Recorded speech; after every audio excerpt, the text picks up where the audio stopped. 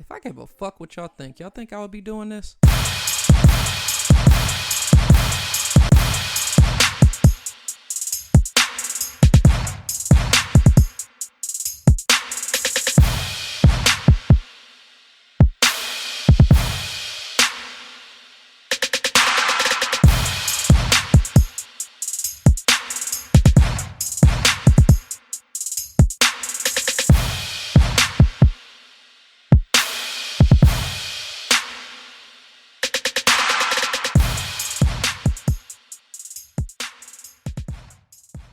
Welcome to the FMFU podcast, the podcast that's from me, for us. Vulgar but true, real and never fake. I'm your host, Reese, and I've got a lot of shit on my mind today, so let's get into it. Happy Friday, people, and welcome to an all-new, long-awaited, fresh-out-the-oven episode of the From Me, For Us podcast. Before I begin, I must start off by saying rest in peace to the legend, the creative mind, and the man himself, Mr. Stanley Martin Lieber, a.k.a. Stan Lee. If you don't know, Stan Lee was the co-creator of everything Marvel, ranging from Spider-Man to Thor to Iron Man and almost any other Marvel superhero you can think of. With his comic book creation still being relevant today, Stan Lee has shaped the entertainment business and how we view storytelling, superhero movies, the standard of excellence they should be, and with great power comes great responsibility. Salute to Stan Lee for creating a brand made out of love that ultimately made him an immortal being, as his memory will forever live on. You know, it's always just surreal to me when someone passes because, you know, anytime you see them on TV or on the internet, they seem to be so well since, like, in Stan's case, you know, he was active and he was still engaging with fans at places like Comic-Con. But, you know, despite that, and unfortunately for the world, it was his time, and Stan passed on Tuesday, November 12th at the age of 95. 95 years old. I can only hope to live such a long and fulfilling life. It's sad to see cherished ones go, but to have lived for so long and have made such an impact on pop culture, that shit is truly remarkable. So remarkable that it's something that should forever be celebrated. So in front of me, I've got a handle of Fireball, and I got a shot glass. So for this first shot, we're going to pour it up. This first shot is to honor and celebrate the life and memory of Stan Lee. Shit. That shit's pretty smooth. Since we're on the topic of celebrations, let's touch on a few other celebrations as well. The day this podcast episode releases is scheduled for Friday, November 16th. And if you're listening to this on the release date of Friday, November 16th, then we are one day away from a very special day. Well, for one, tomorrow is the 1-year anniversary of the FMFU podcast. I was telling myself when I first started that I was hoping to hit a certain milestone for an amount of episodes in a year span, but as the saying goes, if you want to make God laugh, show him your plan. Things don't always go exactly how you want them to, especially when you run one of these solo dolo. Trust me, it's not that easy. But something I always believe in is that if your original plan doesn't always work, it will work out a different way for a reason. So I'm going to go ahead and grab my bottle, and we're going to dedicate shot number 2 to the FMFU podcast. I just want to be the first to say, and I guess I'd be telling myself, happy 1-year anniversary. Hopefully I can continue more years into the future. And with the help of my listeners out there, let's try to take this platform, even a step further. Ah, shit, man. I'm about to be on this bitch fucked up. I'm drinking wine, too. Yeah, real quick, shout out to all my Hamptonians on their podcast shit as well. But I always got to shout us out specifically because, we're going to look out for each other. I'm starting to see a lot more amateur podcasts out there, and I love it. Something I want to maybe put together next year. I'm not going to talk about it right now because, I'm not a talker. I'm a doer. But, shout out to all my Hampton podcasters out there, and especially my affiliate family over on the No Rules podcast. Keep listening, fellas. Keep doing y'all thing. We'll link up again sometime soon. But, okay, shot number 2's out the way. So last, because I told you it was 3 shots for a reason. Last, but certainly not least, the last thing to celebrate is, well, let me see if I can do my best Morgan Freeman impression here. Hence the year was 1988, and on the 17th day of the 11th month, at the 15th hour and 47th minute, Ayo Reese was born. That's right, people. If you follow me on social media platforms or anywhere, then you know that 11/17 is Reese Day. Not only the birthday of the FMFU podcast, but also my motherfucking birthday. Anybody who knows me know I celebrate my shit with at least a shot every day all month long. And this is especially true when I'm hitting a new milestone of an age. I think it's interesting though, just sitting back and thinking about it. The urban millennials, we're starting to get older and we're gaining more wisdom. Because, if you want to really be real about everything, our generation is the generation that is in the driver's seat of the culture right now. Like what we say and what trends we start, that's how shit goes, and that's the bottom line of the rule. That's why I always hate when old people try to clown millennials, because it's like, nigga, we running shit now, nigga, get your ass out of here. I also, sitting back and thinking about it, I don't look at getting older or being old as a bad thing or whatever negativities come with it, because I feel everything is a mindset. And also where I'm from, people get shot and killed every fucking day before they even have the chance to live their life. So we celebrate life as milestones over here. Also, speaking earlier about everything working out a certain way for a reason, it works out for me with this episode. That's because the release date of this episode 29 is the last day of me being 29. Hence, as of now, I am 29 going on 30. I'm kind of slick, ain't I? Okay, I mean, maybe it was a little corny. But anyways, shot number 3 is dedicated to me. Me and my dirty 30 or my stuff year, because it's here, people. And I've never felt better. Cue that Jay-Z track 30-something for a nigga. Cheers number 3, nigga. All right, I'm done. Anymore, I might not be able to finish this pod. I'm sipping wine too, shit. But anyways, so for those wondering, since we talk about birthdays and we're on celebrations and things like that, I'm not doing anything too major this time around. 2018 has been a crazy year of up and downs for me. Not gonna get into all of that, but initially I wanted to go somewhere warm because, I've never been anywhere like warm, like in the fall or the springtime. Like I've never left my cold home and then went to a beach and was able to get off the plane and just pull my jacket off and throw it on the fucking ground. Like I never been able to do that. But, that's originally what I had planned, but unfortunately, time hasn't been my best friend this year, at least since, the beginning of the summer.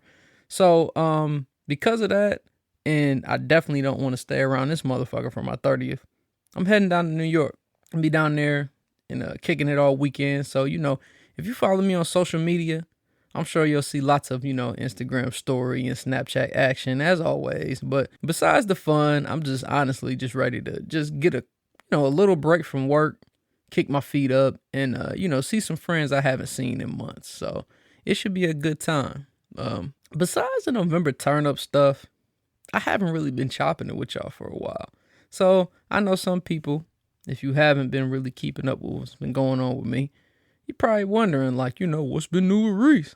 Well, I'm going to be honest. Mentally, I've been in my head, I guess I should say. Because, and I've said this before, it's been a while since I've been able to record. And I must say, I've really been missing this shit. Doing the podcast is kind of like my own little personal therapy where I can kind of talk things out or talk to myself or express myself. But I don't really look crazy doing it because I'm putting it to the world. I'm letting other people hear it.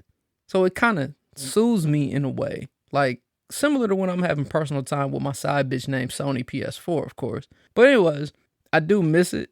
And when I dropped episode 28, the last episode, I named it October's 1st with hopes that October would give me some type of time to get on here and talk my shit back regularly on a weekly basis. But in reality, a nigga probably should have just named it October's Only, because finding time was an epic fucking fail.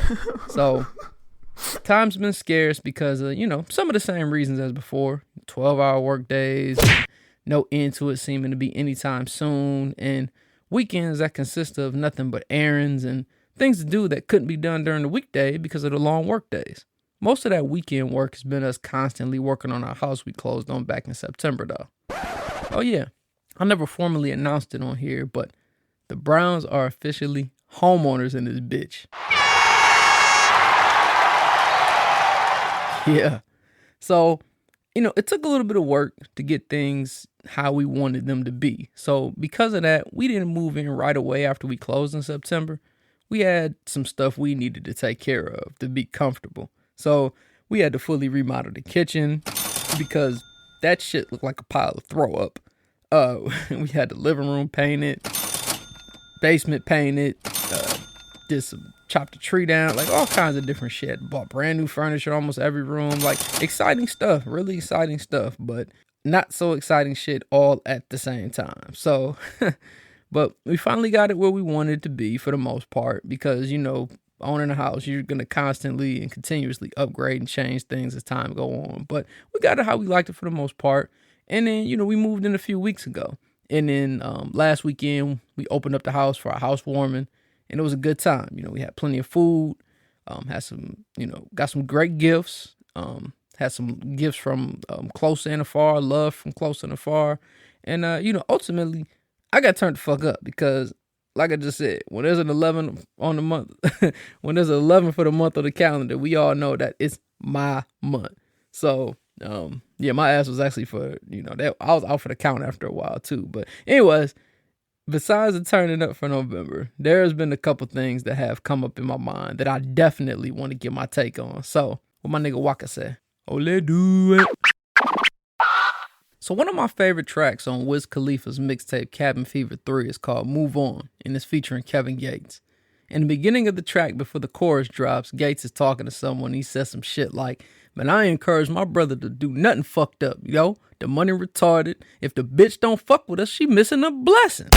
But Gates was basically breaking it down by saying, if you hoes ain't trying to fuck with us niggas, you missing out because we some real paid niggas. I always thought this shit was hilarious because regardless of the context, it was another smooth way to say, bitch, you missed out on a real one by fucking with one of these lames. But divulging further into this quote, it kind of led to a chain of events and it made me think, because we all know I'm the thinker. It made me think about people I know and how they're in relationships and if their situation would constitute a quote unquote perfect match or if they probably missed out on their blessing. I say quote unquote because as anything in life, nothing is perfect, but there are situations that can feel close to that. I've seen a lot of situations where women have missed their blessings per se. Fellas, you ever been in a situation where you try to talk to a chick and in the end she spins you for another nigga? Then the nigga she spins you for ends up being her baby daddy. And then she can't stand him anymore because for some odd reason, the foggy goggles don't come off the women's eyes until after the baby is born. Now that she doesn't want the nigga anymore and got a kid, she tries to come back your way. That shit is ridiculous. It's like, oh, you chose the wrong one, you bitch, didn't you? That's the type of stuff to make you be like, I'm good, love, enjoy. This is a prime example of shorty missing her blessing. When these type of women miss out, a lot of women continuously try to save the niggas they deal with that ain't shit because they know they missed out on the blessing they had in front of them. I also think that in some situations, women deal with the niggas that ain't exactly what they want because they feel they are so strong-willed, they can change the niggas' habits. You may be a strong woman, so you might not be wrong, but you're probably only half right because there's a very fine line between knowing if someone just needs a little guidance and someone who is truly fucking toxic. But shit like that is up to the ladies to discover and define on their own. But I'm not about to sit here and just rag on the women all day because that's not what I do. To my fellas, y'all niggas ain't off the hook. Y'all be having the game fucked up too, just like some of these women. I see some of these situations where niggas be trying to force the relationship with their baby mom when that ship done sank quicker than the fucking Titanic. Situations where niggas are sticking with a chick hoping something will change with no action. You might think you have the willpower to, try to level up a woman who you might not necessarily be on your level or needs a little bit of help. But in reality, if your shit ain't together, you can't do that because you probably need someone to level your fucking ass up.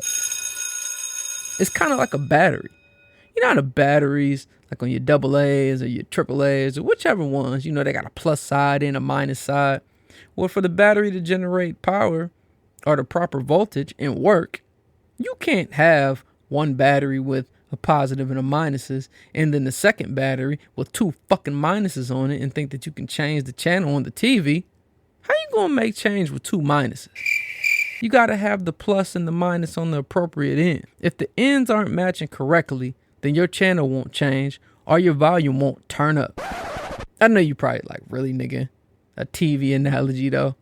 Hey, but it makes sense though. It's gotta be a match.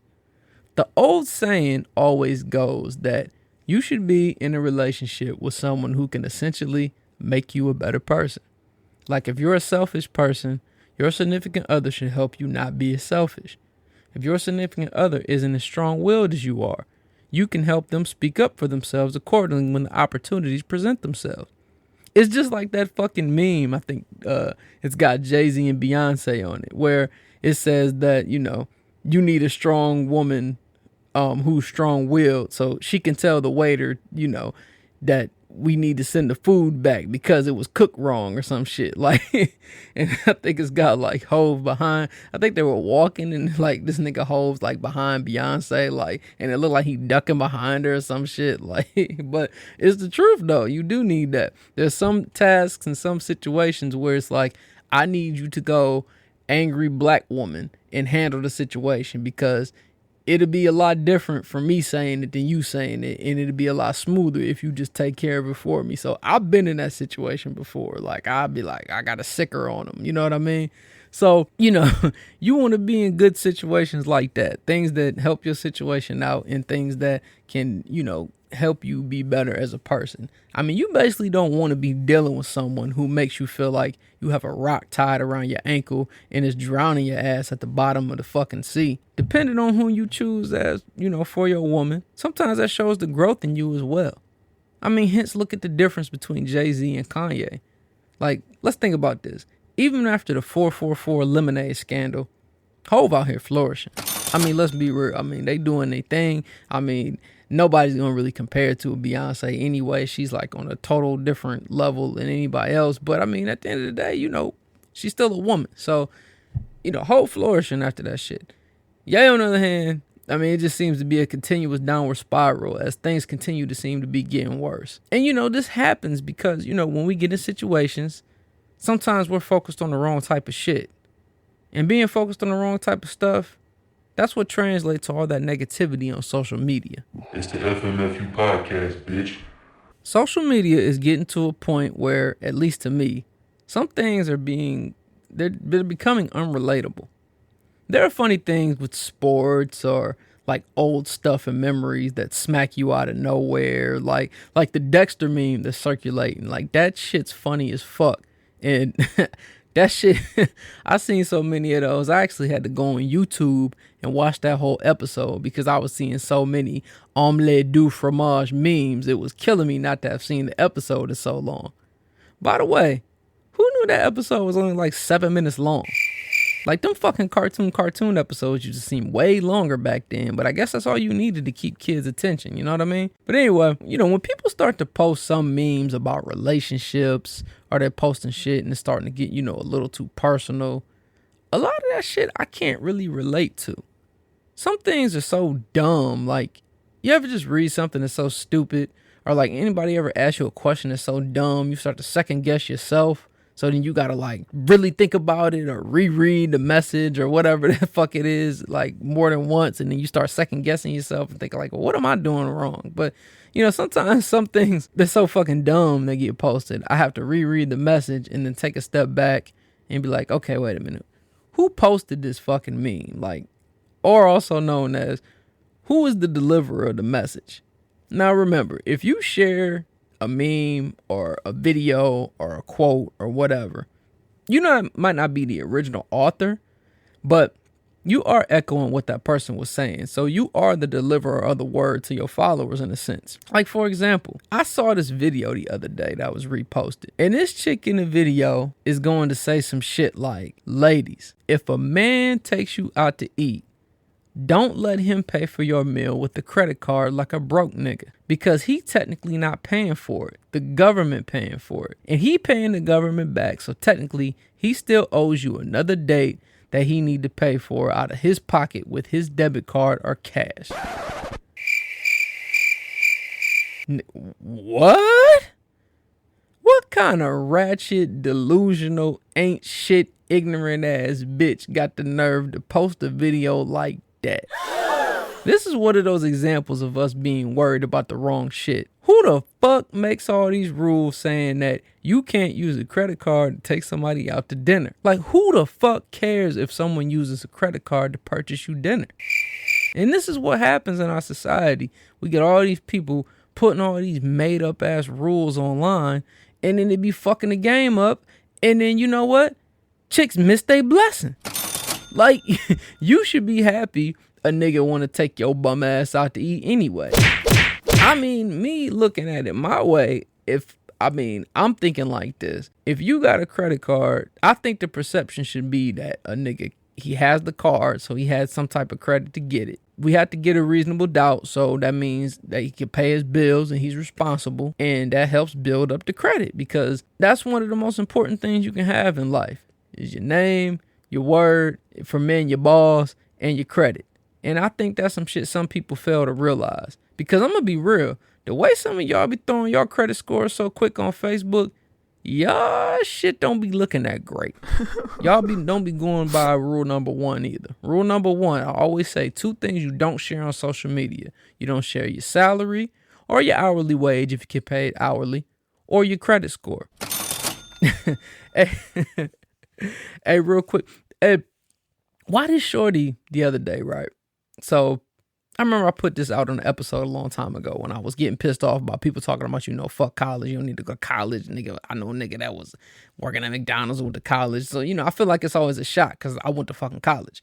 So Shorty's going to make a post talking about you don't need to go to college to make good money, which, as I've stated in my episode addressing this before, is indeed a fact. If you do something like get a trade, you learn the code, you start your own business, Steve Jobs and go to college, etc., etc. But it's funny because she says you don't need to go to college to make good money. But then in her next post, she going to post some shit that says, if I get this job getting $10 an hour, boy, I'm going to be killing them. Shorty clearly didn't follow rule number 1. But anyways, back to the credit card dinner video. I mean, the shorty who made the fucking credit card, don't pay, whatever the fuck you want to call it, she must either be a gold digging ass bitch or just a whole dumbass. And I'm gonna go with option number 2. That's like this is it coupon or coupon? What y'all say? Y'all say coupon or coupon? I say coupon. That's like this coupon situation. We live in the digital age, whether it's digital media, digital social media, whatever you want to call it, apps, applications are what they really are, but apps for short, and everything else. So you have things like you get your email instantly, like it's a damn text message. We have Groupon, we have whatever the case is. So in the case of a coupon or a Groupon, is it wrong for a nigga to use a coupon or Groupon on the first date? Now, I know the perception can be this cheap ass nigga. He using a coupon on our date. He only took me to this restaurant because he had a Groupon. He don't really like me. He just had a coupon. Like, anything else women make up in their head. They like to make up stories. Let's be real, fellas. And ladies is listening. Yeah, y'all do. Y'all make up a lot of shit. But, okay.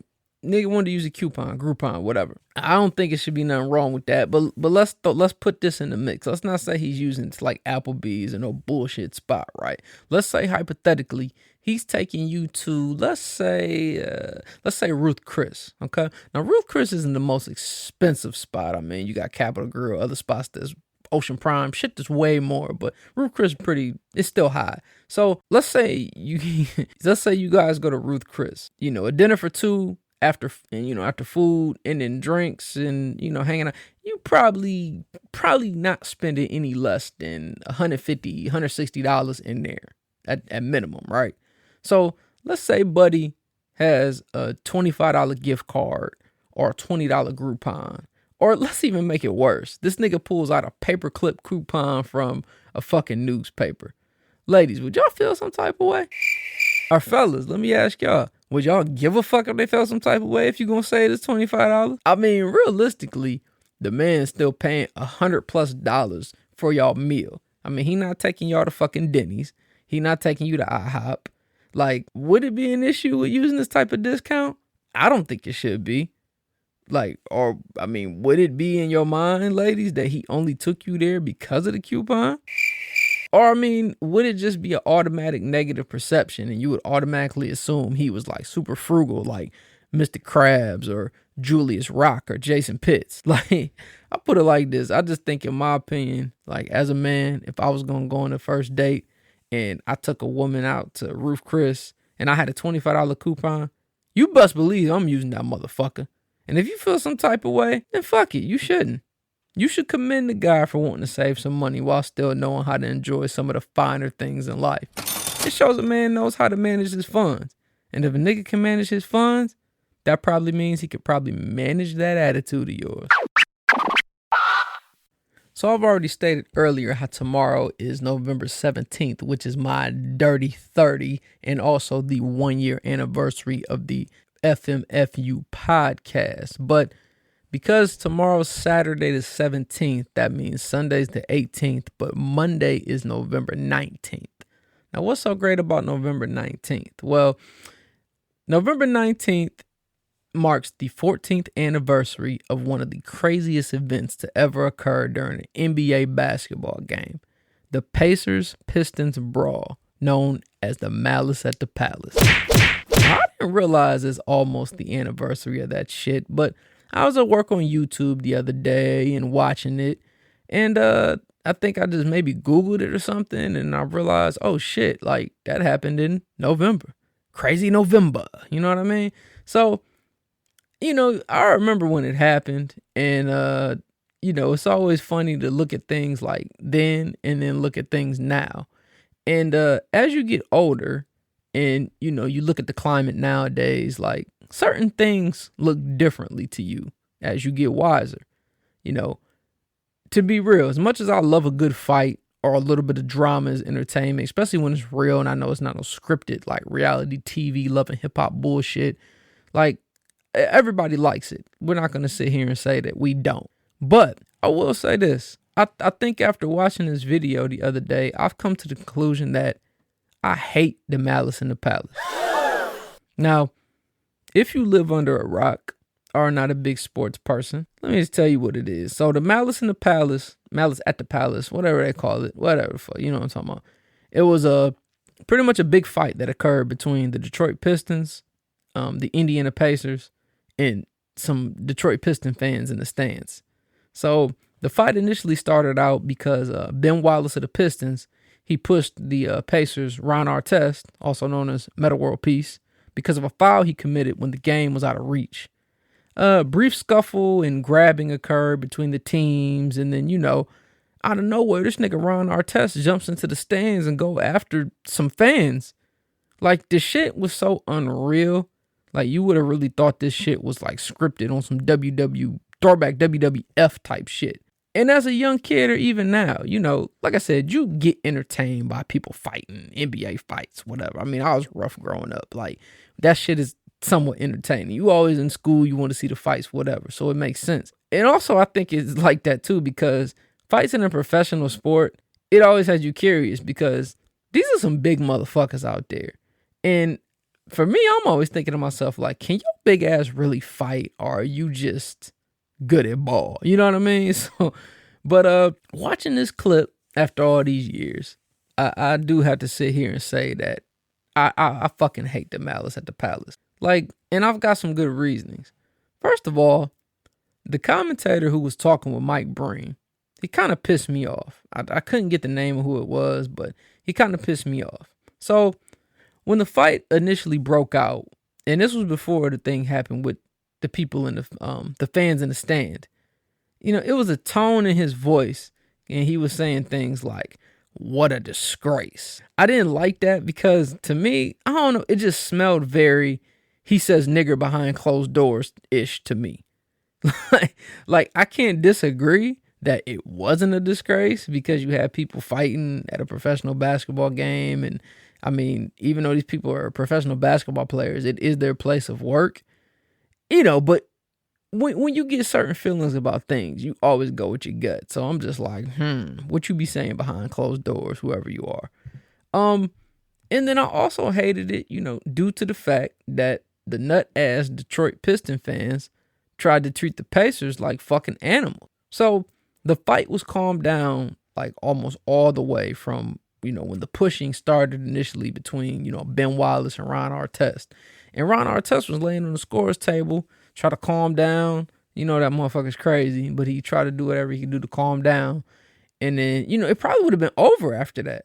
Like, that would have been the end of it. They had their little scuffle and that was done. It only lasts a few seconds. But then some fucking cup comes flying in from the stands and hits fucking Ron Artest. So, I mean, let's be real. Can we guess what color the guy was that threw the cup at Ron Artest? Exactly. So, because of all these players in the stands, the cup hits Ron, he jumps in the stands, he goes after the guy who he thinks did it. But it was actually a different guy. They probably were together, though. So, all the players, they get in the stands, they're trying to get them out, or either they defending them, like, punching the fan, whatever's going on. So, all these players in the stands fighting with the fans, the game got called, right? And then, after getting everybody out of the stands, the only thing they could really do was because you're in Detroit, so, you're the Pacers, you got to just get to the locker room, get to the locker room and, kind of, hopefully that'll calm everything down. Well, trying to make it, to the locker room, the fucking Detroit Piston fans were throwing beer bottles and cans and dumping beer on the players and coaches and shit. Like, it was just fucking ridiculous. It was like some stuff that could like seriously hurt people. Like, you throw a fucking beer bottle at somebody's head, like that could be a concussion. You know what I mean? So, like, I think this, along with like the initial cup being thrown at Ron Artest, is why I hate the Malice at the Palace. I think because of the complexion of the people that were throwing the stuff at the players of a certain complexion who play the game of basketball and dominate the game, and it's predominantly that complexion that's in the league, it made it look like a modern day slave show. Like, y'all motherfuckers, y'all want to watch and be entertained by these great ass black athletes that play in this predominantly black sport. But then y'all want to be disrespectful and throw things and pour beer in when they're trying to make it back to their locker room? I know the Pacers aren't your team because you're from Detroit, but have some fucking decency. I can understand the fan who got in a fight with Ron Artest or Steven Jackson, throwing things, whatever. I can see that why, they threw things at them or whatever. But on the flip side, I'm like, motherfucker, the reason they jumped in the stands is because you the one who threw the shit. So fuck that. It's your own fucking fault. So Ron and them should have beat your fucking ass. Like, the motherfucker laying on the table and you throwing shit at him. That's just mad disrespectful. So, because of the issues of that and the sensitive time we're in today, I don't even know if I should call it sensitive. I think it's more so just, it's more open and it's exposing people. And I've always said this, that even though I'm always dissing Dump, or I'm just like, fuck Dump and whatever else, I think him getting in the office kind of helped because it's kind of exposing people. So people were more so hidden back in 2004. You weren't really hearing about like everything you're hearing about now. So I always look back at it then and I'm like, these are probably the same motherfuckers that are open now. You know what I mean? So I just always think, my thinking now is just thinking to how the mentality of people might have been back then. So we got to always remember, people don't become fucking bigots and racist assholes and ignorant motherfuckers like overnight. And the motherfuckers that were throwing stuff are probably the same ones who granddaddies taught them some of that bullshit that's going on today. Damn, November's a crazy month.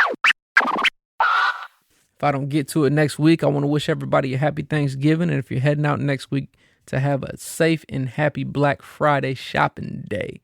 Hopefully you can get your belly full and cop some cool shit for the low. I know I'm going to be trying to get me some shit. I think I'm about to buy a Switch.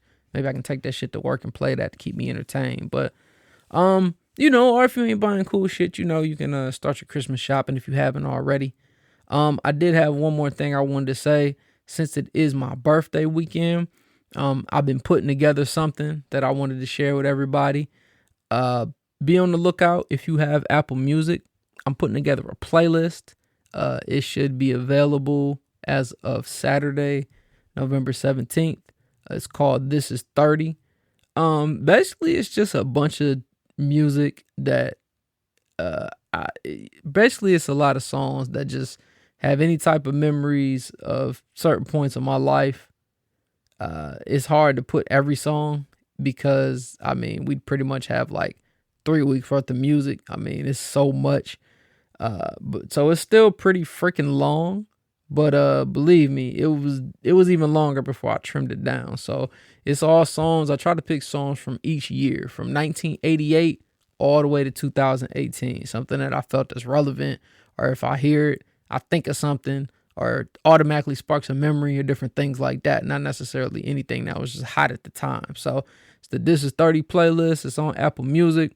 If you don't follow me on there, follow me at Swerve Pacino and check that shit out. Chill. Thank you for listening to the FMFU podcast, the podcast that's from me and for us.